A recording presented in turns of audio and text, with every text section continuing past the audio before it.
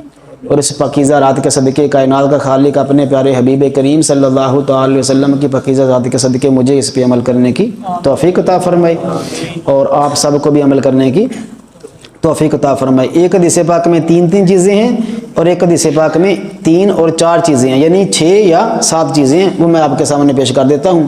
آج سمجھے یہی سبق ہے اور یہی ہم نے سمجھنا ہے، اسی پہ عمل ہو گیا تو سمجھے کامیاب ہو گئی۔ حضور فرماتے ہیں میں نے عرض کی پاک پروردگار پہلی بات تو یہ ہے کہ وہ 3 ایسی چیزوں کے بارے میں گفتگو کر رہے ہیں کہ اگر کوئی بندہ وہ 3 چیزیں کر لے تو اس کے سارے گناہ دھل جاتے ہیں۔ پہلی چیز عرض کی پاک پروردگار وہ سدرۃ المنتہا سے اوپر والی مخلوق، نیچے والی نہیں، سدرۃ المنتہا سے اوپر والی مخلوق یہ بات کر رہی ہے کہ وہ 3 کام جو کریں انسان کر لے، مسلمان کر لے تو اس کے گناہ سارے کیا ہو جائیں گے جی؟ ختم ہو جائیں گے، معاف ہو جائیں گے۔ ان میں سے پہلا کام یہ ہے مشی الاقدام الی الجماعات، نماز با جماعت پڑھنے کے لیے مسجد کی طرف پیدل جانا۔ نماز با جماعت پڑھنے کے لیے مسجد کی طرف۔ المکث فی المساجد بعد الصلوات، اور ایک لفظ ہے الجلوس فی المساجد بعد الصلوات۔ نماز جب با جماعت پڑھ لی تو نماز پڑھنے کے بعد تھوڑی دیر کے لیے اللہ کا ذکر کرنا، جلدی جلدی بھاگنا۔ ہاں یہی نہ ہو کہ صرف ہاتھ لگانے ہی آئے تھے، نہیں، بلکہ قرار اور سکون کے ساتھ بیٹھے رہنا کہ میں رب کے گھر میں حاضر ہوا ہوں۔ جماعت کے ساتھ نماز پڑھنے کے بعد کیا کرنا؟ تھوڑی دیر کے لیے بیٹھ جانا، اللہ تعالیٰ کا کیا کرنا جی؟ ذکر کرنا۔ تیسری بات، یہ کوئی مشکل تو نہیں نا جی، نماز پڑھنے آنا ہے تو پیدل، اور نماز پڑھ لی تو تھوڑا سا ٹائم زیادہ دینا ہے، جنہ گڑ پاؤ اتنا ہی میٹھا۔ اگلی بات سنیں، اسباغ الوضوء فی المکروہات، جب وضو کرنا مشکل لگے تب وضو کرنا، جب کرنا مشکل لگے سردیاں تب۔ اب ادھر دیکھو سارے، یہ 3 جملے 3 کام بیان کرنے کے بعد نبیوں کے سردار نے فرمایا صلی اللہ تعالی علیہ وسلم، فرمایا من فعل ذالک، اگر کسی نے یہ 3 کام کر لیے، اگر کسی نے لیں جی، وظیفہ سمجھیں، انعام سمجھیں، خیرات سمجھیں، گنبد خضرا کی طرف سے یہ انعام سمجھیں، جو سمجھیں، جو عمل کر گیا، ہمارے پاک نبی کی سچی زبان سے نکلے ہوئے پاکیزہ لفظ ہیں۔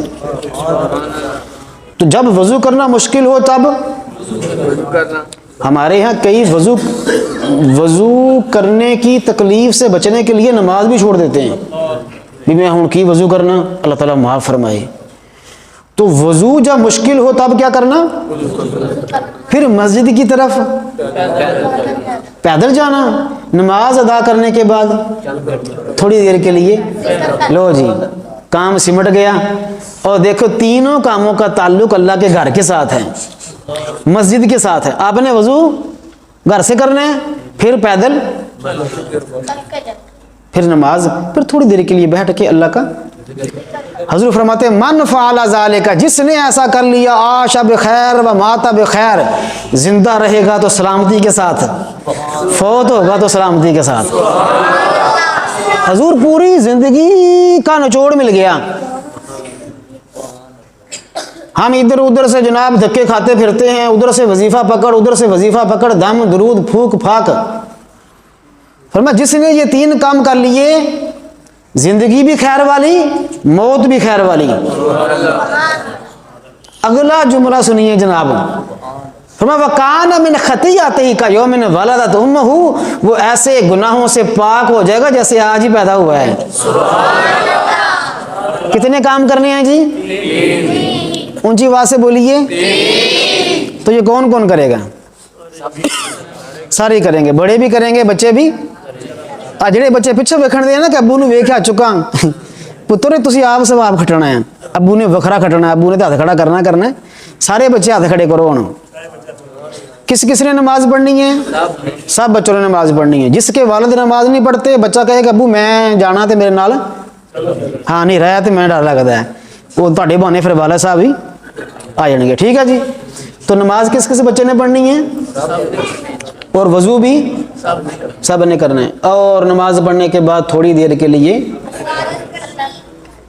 حضور یہ نا کھینچا تانی لگی ہوتی ہے دل کو، سلام پھرے تے بھجاں، سلام پھرے تے بھجاں، اس وقت کنٹرول کر کے بیٹھ جائے اور بس پھر اللہ سے اپنی جھولی بھر لے. سبحان اللہ. وہ ایک وقت ہے اپنے آپ کو ریلیکس کر لے، بھی نہیں جانا، آ گیا ہوں تو اب نہیں جانا. 3 کام ہو گئے جی.